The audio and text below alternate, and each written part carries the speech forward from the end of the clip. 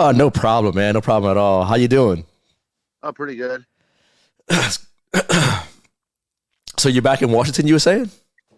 Yeah, I came back home for a couple weeks before for the holiday break.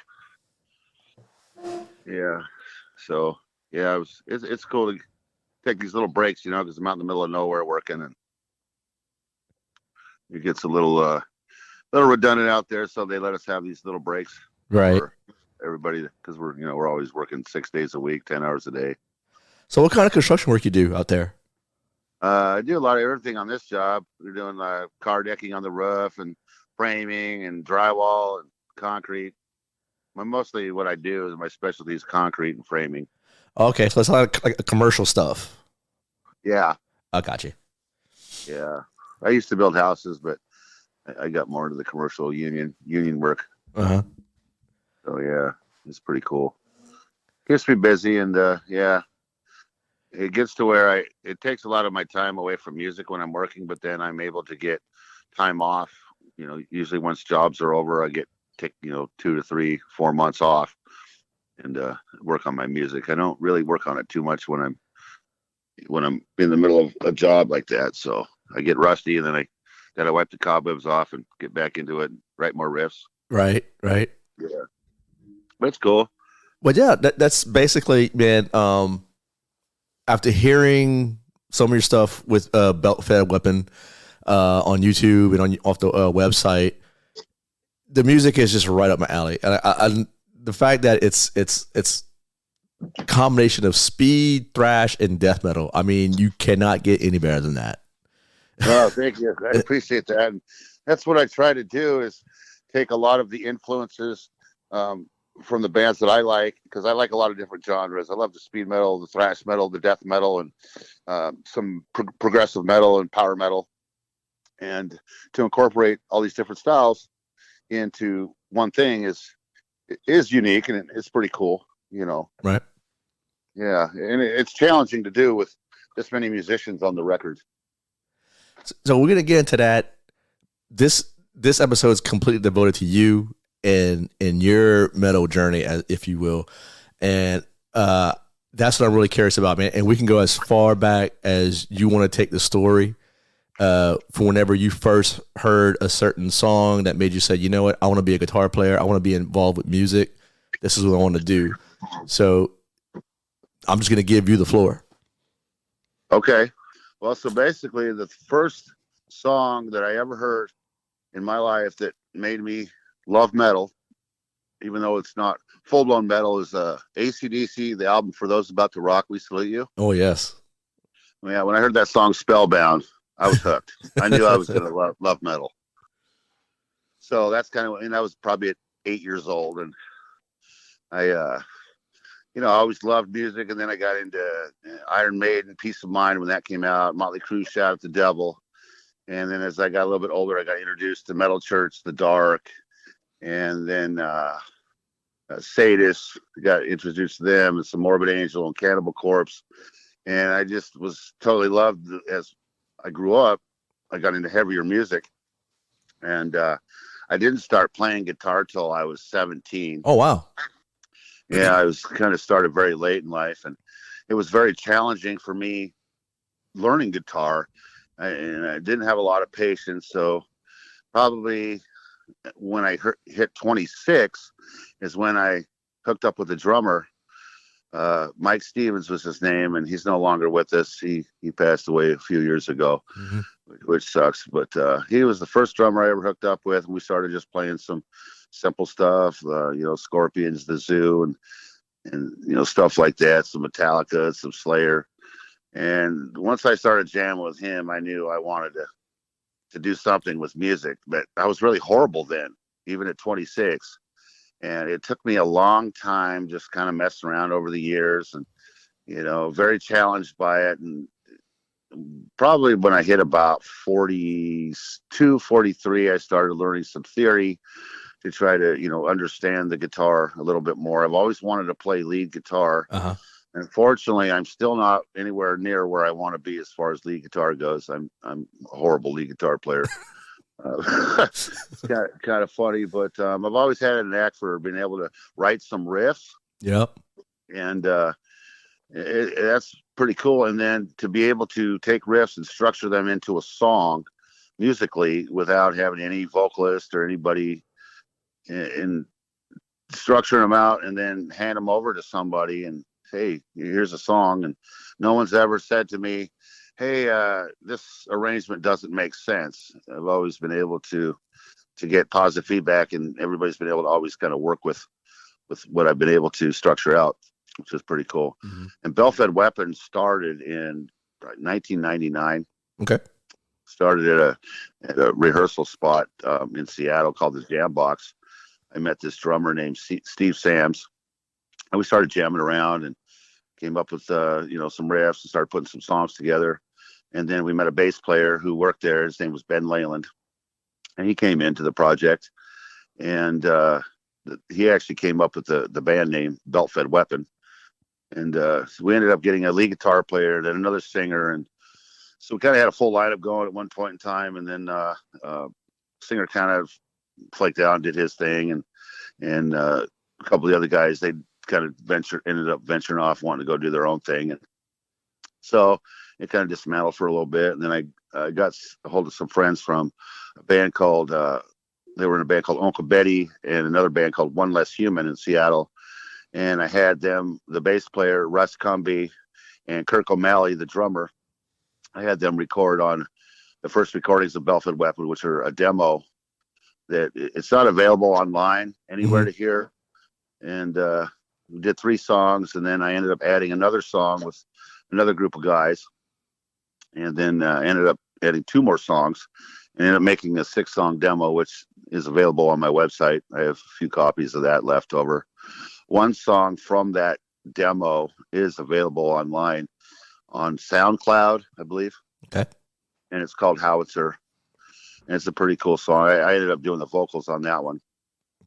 But yeah, it's pretty cool. And then after the demo was out, ended up putting together another lineup with a drummer named Nick Seelinger. And then a buddy of his, Richie Wilkinson, came in to do lead guitar.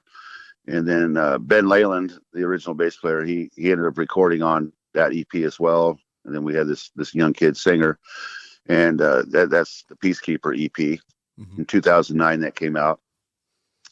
And it was really cool. And once that was out, I ended up having an offer to go out on tour with Primal Fear. And we had a couple of national shows in Seattle we got offered to play on. And a couple of the guys didn't really want to go out and tour and live in a van and do that whole thing. So it kind of fizzled out. And then ended up taking a little break from it for a little while. And then 2014, I started putting some songs together. And then 2015 came around and ended up recording Reigning Plague, EP Reigning Plague with, I reached out to Steve DiGiorgio and said, hey, would you be interested in playing bass on 5 songs? And, of course, he was like, I got to hear the songs first. Right. He's like, I don't care. Scratch tracks, demos, whatever you got, and so I sent him what I had, and I didn't hear back for a couple of weeks. I probably thought, yeah, he probably thinks it sucks or whatever. And he actually responded. He goes, yeah, man, I can tell what you got going on, and yeah, I'd be down to play on your EP. And I was like, dude, that's pretty awesome. That is awesome. Shit. Yeah. And then I reached out to this drummer I found online, Frederick Wittigs. I just kind of like Googling session drummers, metal session drummers, and found Frederick Wittigs, who at the time wasn't in any big bands or anything, but he ended up joining Marduk after he did my EP. So I got him right before he ended up joining Marduk, and that dude's a monster drummer. He did a fabulous job. He did everything in basically 4 hours and sent him over. He's like, hey, This is what I got. What do you think? I was just like, dude, the only thing I can hear to change is that maybe a couple cymbal hits on the intro to the CD, Sacred Reprisal. Which is a tune that on that intro, my friend Andy Beach from the Hate Tree Guitars, he's a custom guitar builder up here in Washington. He wrote that whole intro piece, and I thought it was pretty cool. So, yeah, and then I ended up hooking up with Dean Sternberg from Ashes of Aries and Pure Sweet Hell. And my friend Van Williams, who did the artwork on the Raining Plague EP. Him and Dean were friends, and I asked Van if you could send these songs over to Dean and see if he liked them and would be interested in singing on it. Mm-hmm. And so he heard it and was like, "Yeah, man, I'd love to be a part of this." So he ended up doing the vocals on that, and my friend Andy Beach, also did the lead guitar work on Raining Plague as well. And there's a song, Darkness Falls, where him and Jeff Loomis collaborated on the solo, kind of back and forth a little bit on the solo section. So yeah, that was really cool. And I put that thing out, and then ended up doing a live show in 2017, like a little tour. We did 3 shows, and Jason Viebrooks, he came in to do the live stuff with me, and we ended up becoming really good friends. And after the little tour we did, we kind of broke the bank on me a little bit, so I just kind of had to regroup and sit back and kind of get my finances back together. And then in 2017, 2018, I put out the song POW with Ronnie Monroe. It was a cancer benefit for his wife, who ended up passing away. She was battling cancer, and I felt bad for his situation. And he's a really cool guy, and I could tell that he really loved his wife very much and going through a very tough time. So I said, "Hey man, would you be interested in putting this song together, singing on this song, and maybe we could try to raise some money to help your situation out?" And he was totally down for it. And it's funny, that song I wrote probably 3 years prior to ever approaching him, and I always thought what Ronnie Monroe would sound like to this song, never having any idea if he would ever sing on it or not. And then the opportunity came for me to approach him, and I already had the song, and he heard it and he liked it, and I told him what the concept was about as far as the title POW, prisoner of war, and he ended up thought it was pretty cool, and kind of took his situation and put the emotion into the lyrics, and he did a great job, and I think it's a great song. Yeah, I'm looking at your website right now, and there was a guitar that was inspired by the song POW, and that was built by I'm sorry. Let's see. Andy Beach. Andy Beach. Yeah, that's wow. It's funny. That is a weapon right there. Yeah, it's a killer guitar. It's actually the first guitar that I bought from him. He had laying around, and had a really wide neck on it. Originally, it was a 7-string, and it was just a body that he had laying around in his shop. I'm like, "Man, would you be interested in selling that guitar?" And he ended up selling it to me, and I had it for quite a few years. I think I bought that. I can't remember what year, but it was probably 2000, somewhere in there. Wow. So I had it around for all these years, and then when we did the POW thing, I asked him, I go, "Hey, would you be interested in maybe getting this guitar kind of tuned up and making a POW guitar and auction it off?" So we ended up shaving the neck down a little bit and making the neck a little bit narrower. And because it had a really wide neck, even though it was a 6-string when I got it, so it made it more of a more comfortable guitar by shaving the neck down a little bit.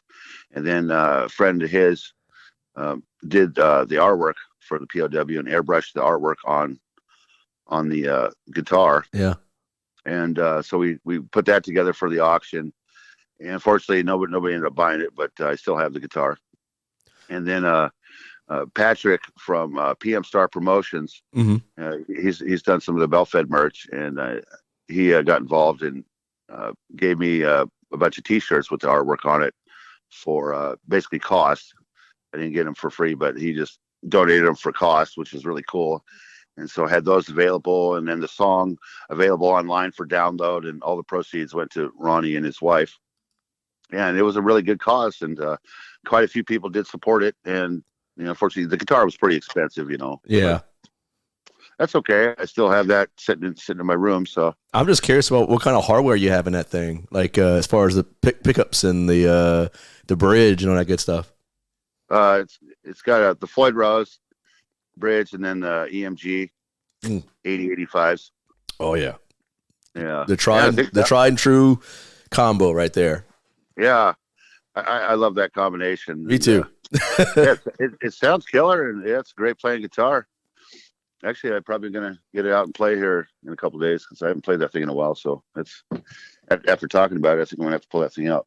Okay, so I want to back up, and you started naming all the guest musicians that you got belt-fed these revolving door of like these all-star players. Like how did you, like, it's just years of being on the scene in Seattle, like how are you able to, how does one get a Jeff Loomis in their band? Well, I've known Jeff for a really long time, and I met Jeff in Seattle. Nevermore used to rehearse next to us. Okay. And that's kind of, I met those guys there. And then a good friend of mine, the bass player that played on the first demo, Russ, him and Jeff were good friends and introduced me to Jeff. And we started kind of hanging out a little bit. And then at one point in time, I started taking lessons from Jeff way back in the day. Mm-hmm. So and then that's how me and Jeff became really good friends. And over the years, he's played on every EP that I put out. And he had a little bit, even the demo, there's like, I think 2 songs that he did a solo on that one.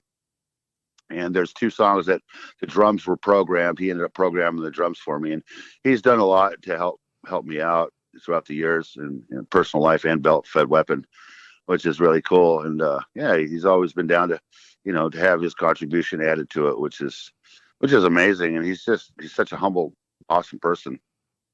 Yeah, he seems like it. I never got the opportunity to meet him, but we have a mutual friend and Sammy Pierre Douay of Goat Whore and Acid Bath, and they had just recently went to Chondro Guitars, and I saw Sammy had sent me the picture before he posted on social media and was like, "Check this out, dude," and he had himself and Jeff Loomis holding identical Jackson like King V or Randy Rose guitars, and I mean, USA Custom Shop, the whole 9. It was just wow. Nice. Yeah, that's cool. Yeah, I've never met Sammy, but I've heard good things about him.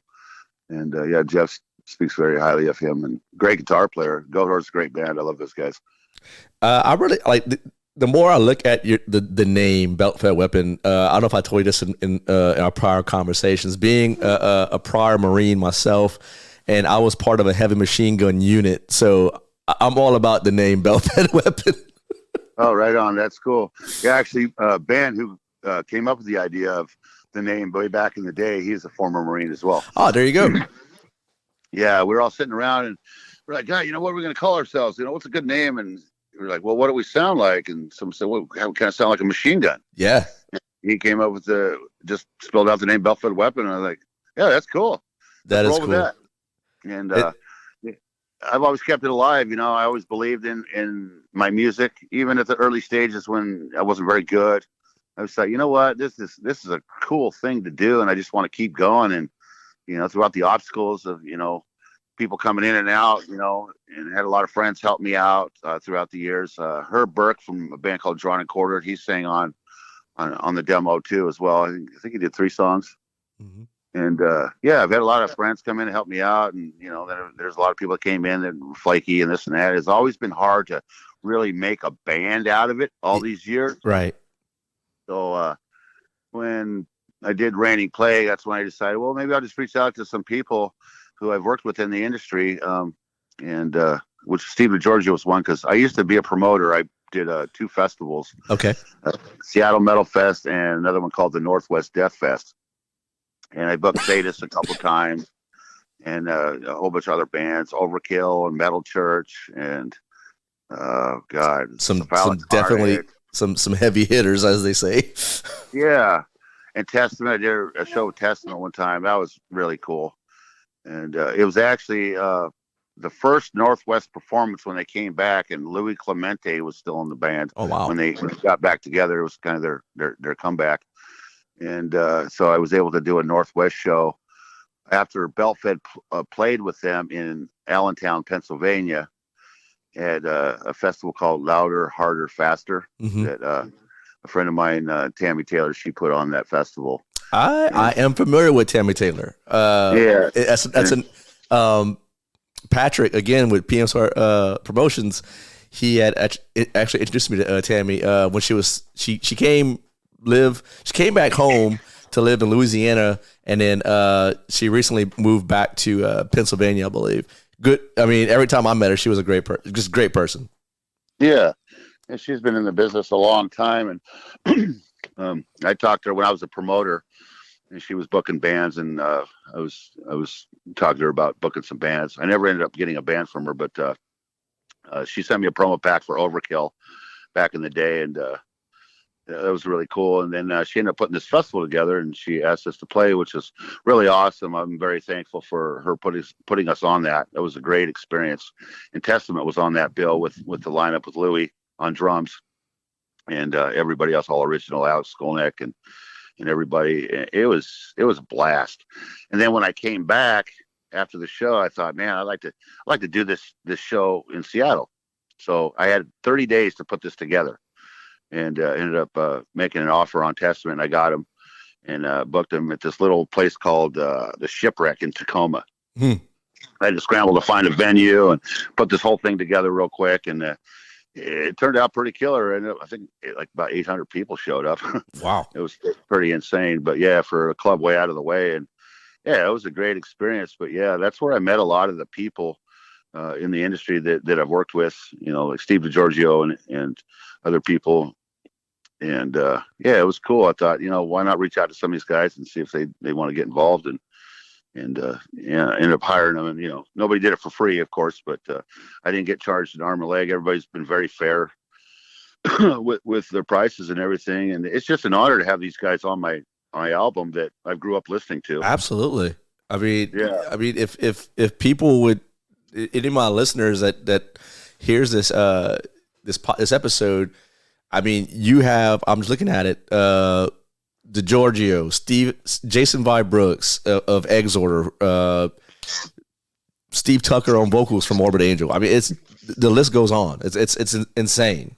It really is. And I don't know how I pulled this all together. Just kind of flowed, and yeah, the new EP, Dark and Demise, is the best thing I've ever put together. It's awesome. It is crushing. Yeah, I really absolutely say that. Thank you. I appreciate that. And there's three more songs that are unreleased. Oh, wow. That got, the song Head First in Hell featuring Tim Amir from Control Denied, and another band he's in now called Helios, which is a really cool band. But I've been a huge fan of Death and Control Denied for a long time, and I always thought, man, that'd be cool to work with Tim, And right. So as I started putting this whole thing together, my friend Dean from Raining Plague, he sang on Raining Plague, he wasn't able to sing at the time. I was starting to get it together. So I ended up reaching out to Tim, and he heard the music. He's like, yeah, I've seen the name BELTFED a lot, and I've heard some of your songs before. He goes, yeah, man, I'd be down to be a part of this. So yeah, he came involved, and then there's so much to the new EP of putting it all together. I started out recording 4 songs, and then Jason Viebrooks, he played on 3 of them. And I wrote a song. The Head First in Hell song was a song I wrote with a friend of mine, Dagna Celestia, who played in a band called Ghost Ship Octavius, and she's done some stuff with Uli John Roth as well. And really great bass player and really good friend, and really cool chick. And yeah, I thought this would be a cool song to add to the EP. It was actually meant to be like a side project. Her style is a bit different than my normal stuff. And it just didn't work out with the side project thing, where I had this song floating around. I thought this would be really cool to add to the EP, just something a little different. Right. And I thought it would be a good introduction to the EP, which is why I released that one first. And it turned out really good. And then after the 4 songs were done, I ended up just pulled this song out of my ass, and everybody else had already done their parts. Brian Newberry from Into Eternity, he ended up playing on the 4. Tim Roth, I reached out to him. I've known him for quite a few years because I booked Into Eternity back in the day in 2007, and I just reached out to him and said, "Hey man, would your drummer be interested in doing some session work?" He's like, "Yeah, I'll pass your info along to him." And he heard the songs, and Brian was like, "Yeah, dude, I'd love to be a part of this." So after all the 4 were done, I pulled this other song out of my ass, this 5th song, and I'm like, "Man, I got to add this to the EP." And it's called "Accept Your Insanity," and it's probably one of my most favorite songs that I've written. The way that the whole flowing of writing it together, putting the riffs together, it happened in like 4 or 5 days. Wow. Which it usually takes me a little bit longer to structure out a song, but it just naturally, organically fell into place. Mm-hmm. And Jason was already done his parts on the other 3 songs, and he got to be too busy to end up playing bass on this one. So I ended up reaching out to my friend Andy Beach from the Hate Your Guitars. And I've known Andy for over 20 years. He's a good buddy of mine. And I'm like, "Hey, would JD from Black Label be interested in playing on this song?" Oh, wow. Yeah, because he used to tech with Zach back in the day. And so him and JD are good friends. And he's like, "Yeah, I'll pass your info along to him." And so I hit JD up, and he was like, "Yeah, man, I'd love to play on this song." You know, he hasn't really played on the thrash metal song. He's like, "Yeah, this will be a little challenging. Yeah, I'd love to give this a shot." Huh. And he banged the thing out in like 3 days, and yeah, it's killer. So yeah, I put that together, and then Tim Amir sang on that one as well. And then Jason also introduced me to Steve Tucker, and sent Steve the songs, and he really liked Dark and Demise, and he liked song 4, which is called Killing Machine. And he's really busy right now with stuff, so we're still working out some stuff for song 4 to finish up the vocals on. Yeah, aren't Steve Tucker, isn't he currently on tour right now with Morbid? They're getting ready to go on tour. I think they start in March. So yeah, he's got a lot on his plate, and but I'm sure he'll get it done. Oh yeah, he's totally into it, and he likes the music, and him and Jason are good buddies, so he was really excited to be a part of it, with Jason involved. So I'm just insanely honored to have these guys involved in everything that Jason's done for me, and Andy and Jeff, and with everybody involved. It's just really cool, and I'm like, wow, how did I pull this off? A lot of help from these guys and my good friends, and reaching out to people, and yeah, I'm really excited to get this thing done. It's coming together. And Dark and Demise, that song it's cool. It's like it's a thrash metal music with the death metal vocals, right? And Tucker really just did a great job. He really did. Different. I mean, could we possibly see a project where you have Tucker and his bandmate Trey Azathoth in BELTFED? I don't know. I can't answer that without asking, but right. That's a pretty cool idea. Maybe I can see if Trey would want to do some solos down the road. That's what I'm saying. On the next music. That's actually a really good idea, actually. Hey, I'm sure they might do it. I don't know. I just have to look into it and see, but you never know. Now, as far as everyone recording their session, did they all use their own session studio somewhere, or you brought everyone together? I mean, I know everyone was kind of spread apart and whatnot. So, what were the logistics of that? I recorded at with a buddy of mine, Aaron Smith, in Visions Audio. I did all my guitar tracking there. Brian Newberry, he tracked at his place at home. He had an engineer, Justin, came out with all of his equipment and set up the mics, and tracked him there. And then I think they're about 4 hours away from each other. Okay. And then he took everything back to his place and then had all the tracks there. And then Dagna, she recorded at her place, at her home studio, and JD recorded it at his home studio. And Jason, I believe he went into a studio in Ohio somewhere where he lives and tracked. And then Tim Amir, he works at a studio right by his house, and he went in and tracked there. And Steve, he recorded at his house. He has his own little setup. Mm.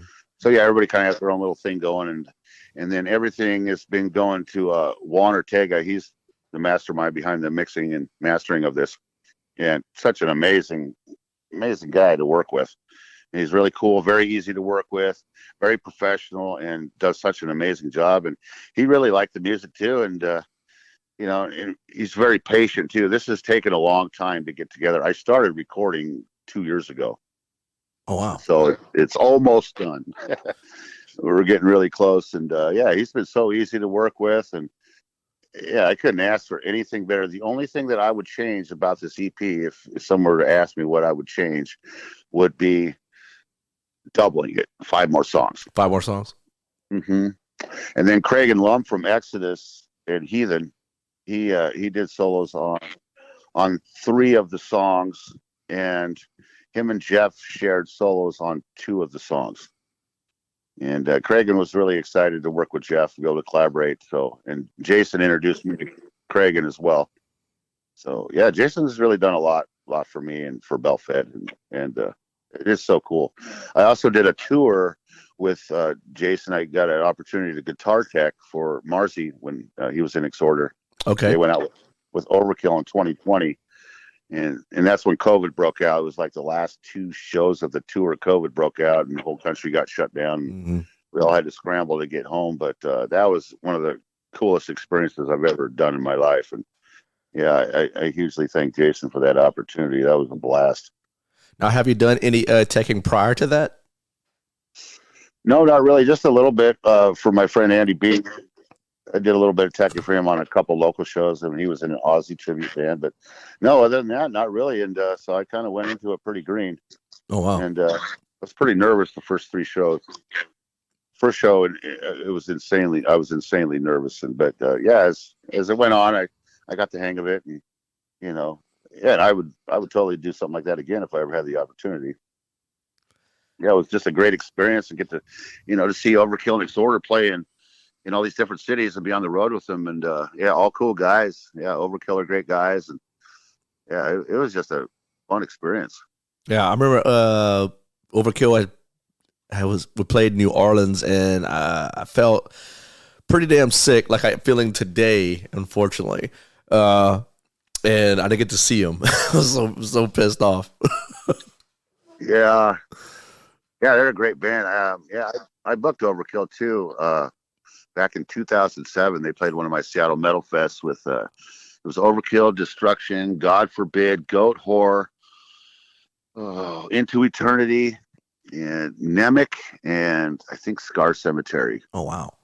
Full lineup, if I remember correctly.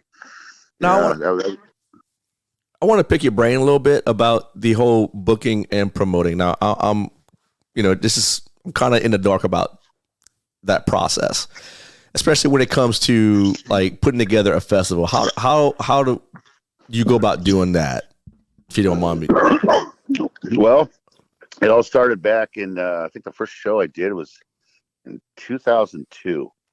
There was this little hole in the wall bar and grill called Goldie's by the rehearsal space that we rehearsed at. And I had a friend of mine who had some money and thought it would be cool to maybe get into, doing a show. Mm-hmm. And he was willing to back me. So I ended up, I thought that was an awesome idea. So I was like, yeah, okay. So I put together a local show with 7 local bands, and it was a Maiden tribute band, I think Drawn and Quartered and Serpent's Aeon, Seattle bands, and put this whole thing together, this little hole in the wall. Found this sound system guy to come in with a sound system, and the bar was totally cool to let me do it. And that's how it all started there in 2002. And I made these compilation CDs, and I made these T-shirts, and then just made these flyers and just promoted it, and the bands all promoted it. And I think the first show I did, we had like 150 people, in the door, 200 people, something like that. Yeah, it was really cool, and I had a lot of fun doing it. And then I stepped up. My buddy was like, "Yeah, let's get some nationals." So I ended up reaching out to Death Angel. I got Death Angel, Nevermore, Dragon Lord. Wow. Strapping Young Lad. They ended up canceling. They weren't able to actually make that show. And 36 Crazy Fist, and the Brain Dead. They're a Seattle band, and and a whole bunch of other local bands. So I put together a 2-day festival, and then I did the compilation CDs and the festival T-shirts, and it's a lot of work. It sounds like it. Oh my God, to organize this thing was insane. But it went over really well, and I was able to. I had a stage manager, and the show started at 11 in the morning and ended at 1 in the morning. Wow! So 14 hours of blistering metal, and it's a rush when the show starts. It seems like from 11 a.m. to 1 in the morning, it was like 2 hours. Mm-hmm. But in 14 hours, it was just like band after band after band, and getting the back line together. I think I had like SIR bringing a big backline thing, and yeah, it wasn't too hard. It was just a lot of work, and I was passionate about it, so I just mowed through it, and yeah, it was a great experience. And then I'm like, yeah, this would be cool. So then I started doing the Northwest Death Fest. I thought it would be cool to do the same thing, but with all death metal bands. Yeah. And I think the first death fest I did was Drawn and Quartered and Serpent's Aeon headlining, if I remember correctly. And then I think the second one I got it was Cannibal Corpse and Severed Savior and Sadist, I believe. No, excuse me. Cannibal Corpse, Sadist, and Incantation. Holy shit. Those were the headliners. And then I did that at the Phoenix Underground in Seattle. And that was the same thing, 11 in the morning until 1 in the morning. It was just crazy. And I had 2 stages at my availability, so I was able to get a lot of local bands to open for that too.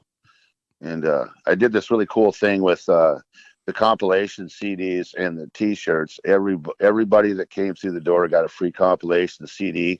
Every band member got a festival T-shirt, and every band got like 30 compilation CDs to give out or do whatever with.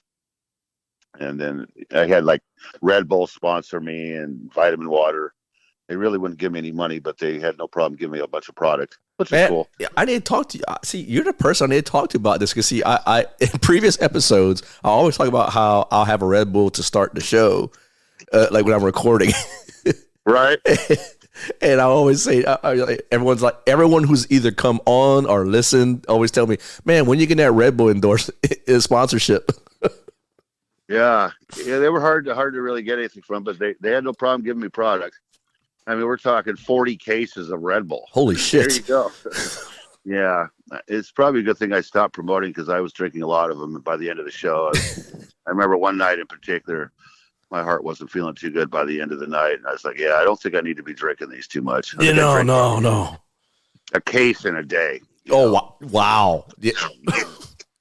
Because there was so much involved, and a lot of it was thrown together last minute. So I would literally probably slept maybe an hour or two before the show, or the day before the show, and then run the whole thing all night. And then, of course, after the show, I ended up hanging out and partying until 4 o'clock in the morning. So by the time the whole thing was over, I was just dead to the world. Man, I could just imagine you just fucking like running around, like going like from person to person, like, hey man, you doing all right? You doing all right? You good? All right. Yeah. All the band, everybody needed this and everybody needed that. And, some bands will get a little pissed off about this, a little pissed off about that. And it's really hard to deal with that. But I was able to make it work, and you can't make everybody happy. I tried, but for the most part, everybody was pretty happy and appreciative of it. But there was always, some glitches that always happened, with times. There was a couple times I had an issue with slot times, and it's hard to keep that all into play. But right. Yeah, it was cool. And then outside of that, I did some regular shows. I did some local shows, like every Saturday night at the Phoenix Underground. I would do like a local metal show. He let me, under Rick Wyatt, he would let me put together, some local shows. And it was a lot of fun. And then I did a few national shows, bands that were on tour.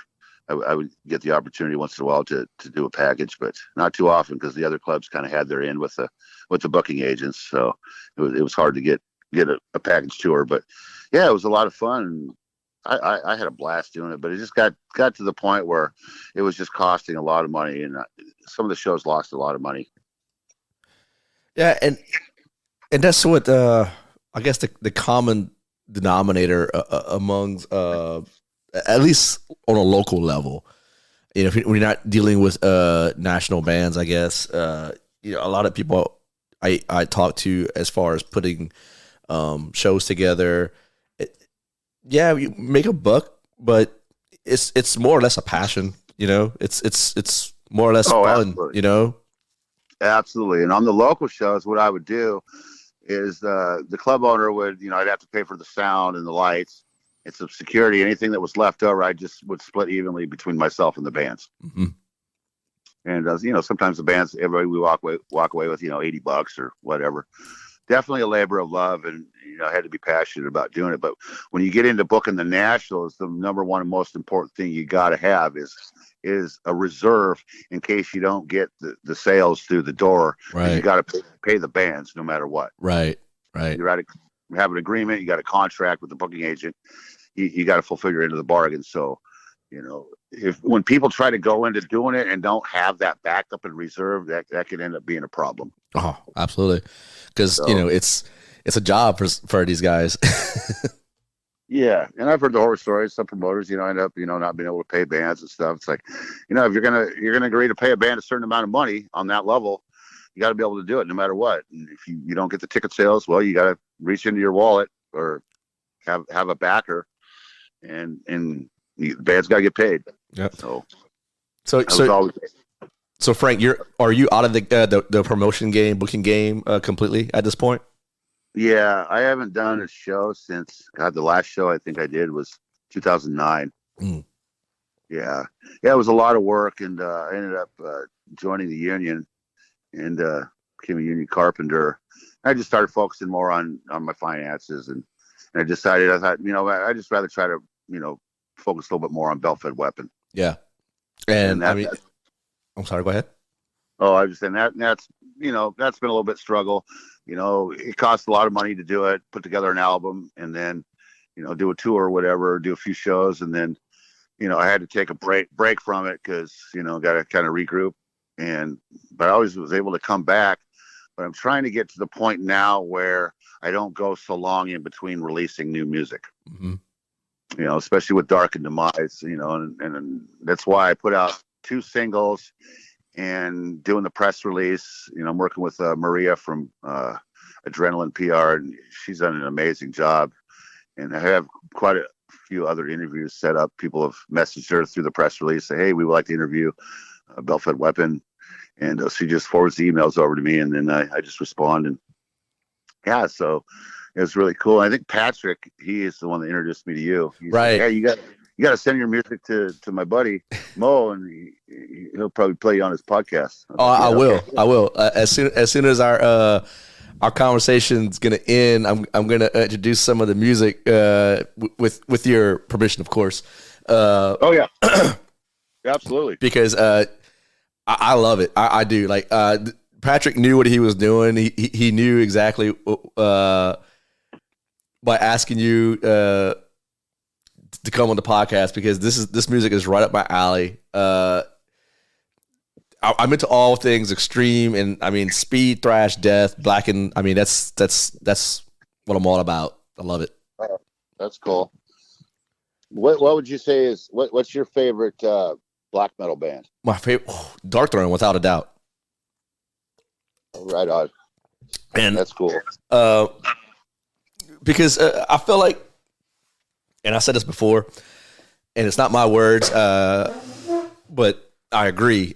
I feel like Darkthrone is like the ultimate black metal band. I mean, they didn't fall into the trappings of that the whole scene getting into like symphonic black metal, and that's fine if you're into it. And I'm not gonna knock anyone for liking that, but I feel like the aesthetic and the idea behind black metal was to go against the grain and be completely just true to themselves.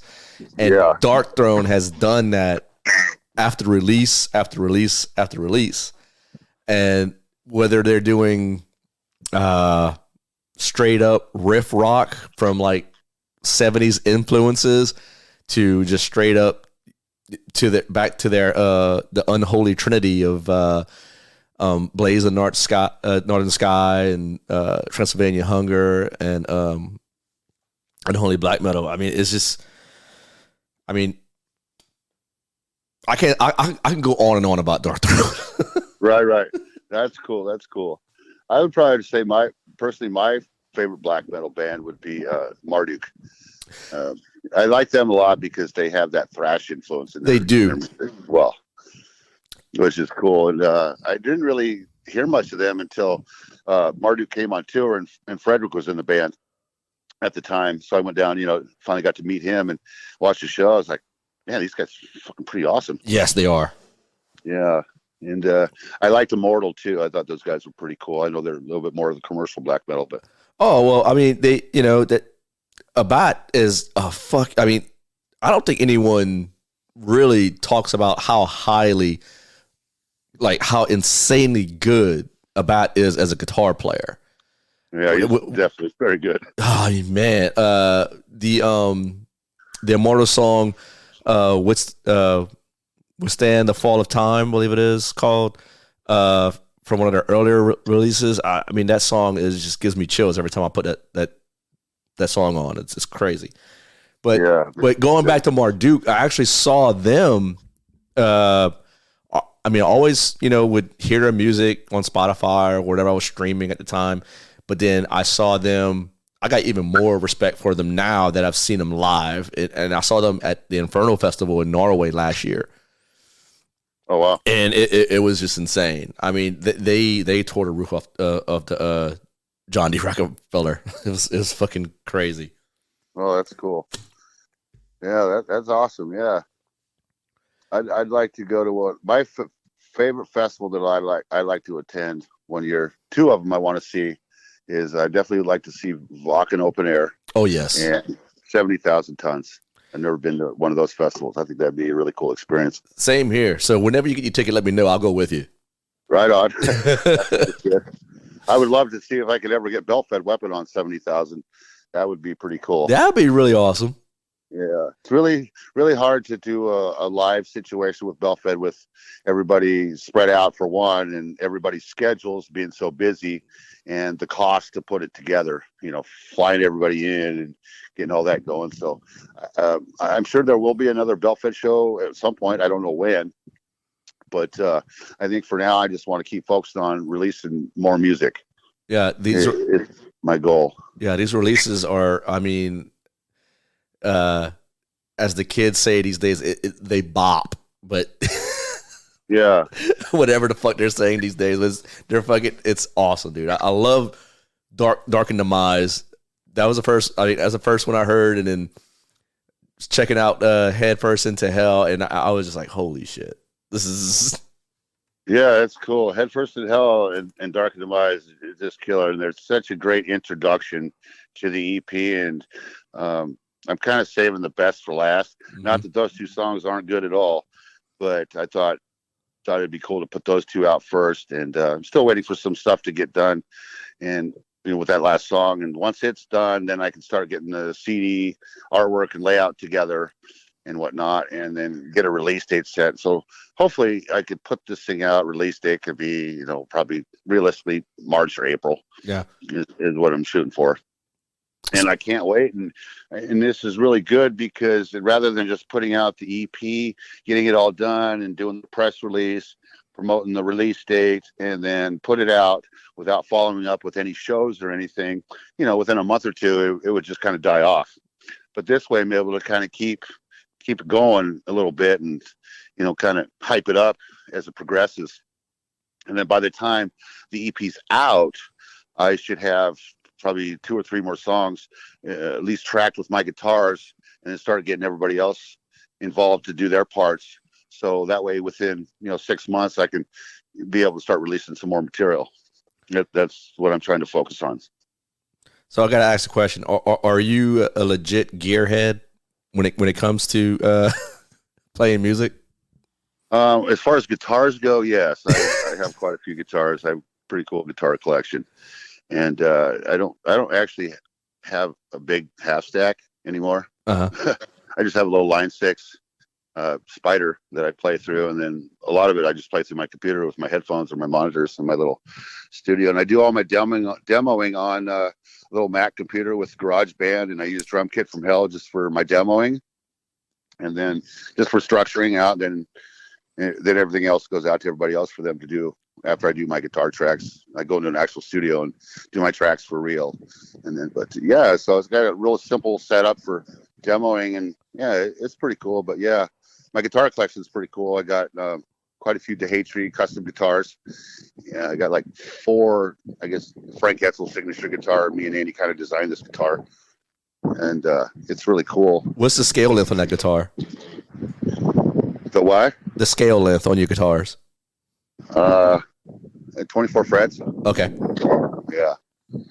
And all neck through, and there's 7 strings. And I have a bunch of 6 strings too. I have a bunch of Jacksons, some really cool Jacksons, and some Kramer Stage Masters. The 80s, like 86, 87, 88. Yeah, I have a few of those. And I got some Schecters and a couple Deans. Yeah. So yeah, it's pretty cool. I love guitar. I've been kind of actually haven't bought a guitar in a while. Pretty kind of impressed with myself because I usually, it's kind of an addiction. So. I know. I just started playing guitar like a little less than 4 years ago, and I didn't think I'd fall into the category of just acquiring like just guitars. Like it escalated really quickly. Yeah, and it can get very expensive. Yes. Yeah, there's one I've had my eye on for about 8 months now. It hasn't sold. It's a USA Custom Shop Jackson with this really cool graveyard paint job on it. I keep seeing it, and I'm like, God, I really want that thing, but no, not yet. Maybe one day I'll buy it, but I don't know. I'm just kind of focused on the EP. The EP costs a bit of money to put together, and all the promoing I'm doing, and trying to build up the Spotify playlist listeners. And it's pretty cool. Since I started this thing, I started like 20 listeners. Now I'm up to like, I think it's like 609. Hey, that's awesome. Pretty cool. That is cool. And it's all organically too, which is really cool. Yeah. I know that there's some bands out there like to pump out, the numbers and using whatever they got to use to get, the streams or whatnot, hype the number of streams. But to me, it's just so much beneficial and so rewarding to know you're doing everything organically. Absolutely. That's just where I'm at. Absolutely. I actually did a little campaign with Dark and Demise, and it did help the Spotify, but the Spotify I know is organic. But the video, the lyric video, got up to like 12,000 views, but I didn't get one comment or any new subscribers off of it, which is no big deal. I mean, whoever subscribes, whoever comments, whoever comments. It's not a big deal. So I'm not really pushing to really build that up. I'm trying to just get the music out there for people to hear and check out. And if anybody does want to support the project, I have some pretty cool merch available on the web store at BELTFEDWeapon.net.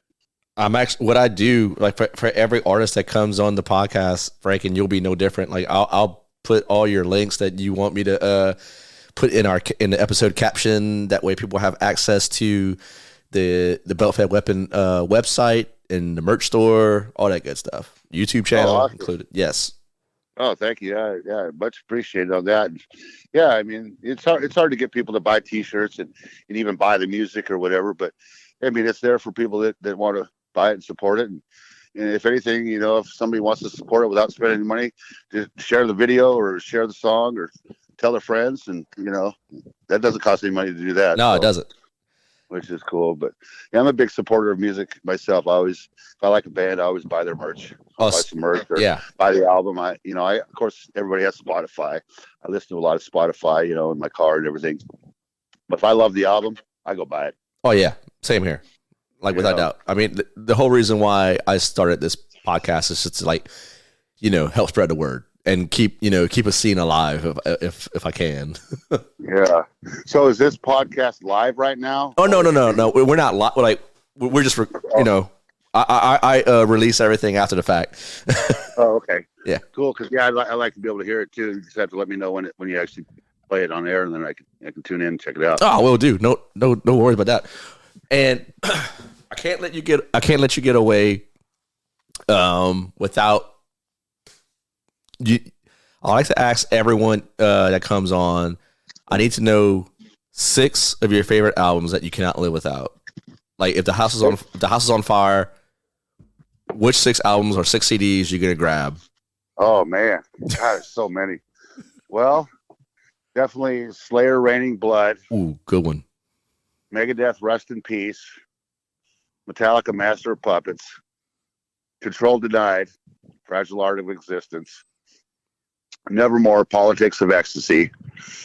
And oh God, what's another one? God, there's so many.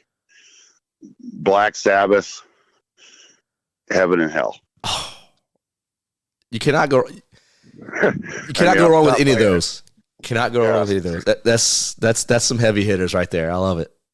Absolutely. God, there's so many great albums. And God, I had to say Iron Maiden, Peace of Mind too. Oh yeah, Iron Maiden's one of my favorite bands. Same here. Yeah, and I'm highly influenced by Iron Maiden, even though I don't know if you probably hear it in my music or not, but Darkness Falls is kind of a little Iron Maiden on steroids kind of influence. I would have to say that's off the Rainy Plague EP. But yeah, metal is cool, and I can't wait to see what Santa brings me this year for some vinyl. I think there's a couple under the Christmas tree that a surprise for me I'm going to like. So, man, how often do you have to rotate out to your job? Like I know because you were in Alaska, right? At one point. Yeah. Okay. Yeah, I work 6 weeks on, 1 week off. Oh wow. Yeah, it's a pretty cool gig. Work 6 days a week, and then every 6 weeks they send us home. We had a little slow time right now, so they ended up we got a little bit longer Christmas break. So I go back at the beginning of January and grind it out again. And this job will probably last like another 3 months or so. Mm-hmm. And then once I'm off, I'm going to take some time off and then bang out some more demos and get like at least 3 songs written so that I can get my parts done and then proceed and let everybody else get their stuff done and then keep the ball rolling a little bit, because this is really too cool with everybody involved, and it's just such an honor to have all these guys playing on my record. It's like a dream come true, really. Yeah, I mean it's very inspiring, like to talk to you about that, because on a local level over here, in Lafayette, Louisiana, where I'm from, in the surrounding areas, and I got some friends in New Orleans, and like I kind of approached some musicians like, hey man, why don't we do something to where it be like an unnamed project and just release it and see who bites. Right. Yeah, that's cool. Got me thinking about the days whenever Phil and Samuel got together with Pepper Keenan and the guys in Down, and how they just they started tape trading in Europe, and it was like and then Down freaking exploded because of that. Yeah, that's cool. I think I have that CD. Oh yeah, the first one is just so good, man. I mean, the catalog is great, but something about Down's Nola is just so over the top. Yeah. I hope to get to see the Pantera show that's going around. That looks pretty cool. Yeah, it does. Some of the footage on that, and with Zakk Wylde, stepping up and doing Dimebag, his parts. Of course, it's Zakk Wylde doing it his way, which is totally cool and totally expectable, because who can replace Dimebag? No one can. For those guys to come together and put this together and do it in honor of those guys and tribute to that, to Vinny and Dime, that's just really cool, and that's a really cool legacy, and their music's phenomenal. I've seen Pantera with the original lineup a few times back in the day, and such a great show, and I love their music, and I hope I could see this show that's going around. If my work schedule permits it, I'm hoping to catch one of those shows. Yeah, that would be pretty cool. I know there's a lot of people, a lot of mixed comments about it, but whatever. I think it's awesome. I think it's great that they're doing it. It's killer. And Zach's such a great guitar player too. Oh yeah, and you got Charlie on the kit. I mean, he's Yep. he was a huge friend of Vinny, and so he's gonna play his heart out. I'm sure every show that he played, it's gonna be just as emotional as the one prior. It's gonna be crazy. Oh, I'm sure. I have no doubt of that. That energy and those guys Yeah. putting their heart and soul into that. Yeah. Absolutely. Yeah, that's really cool. So yeah, hopefully I can see that show. I know it's tickets are pretty expensive, but hey, if I'm able to do it, I'm going to make it happen. That same here, man.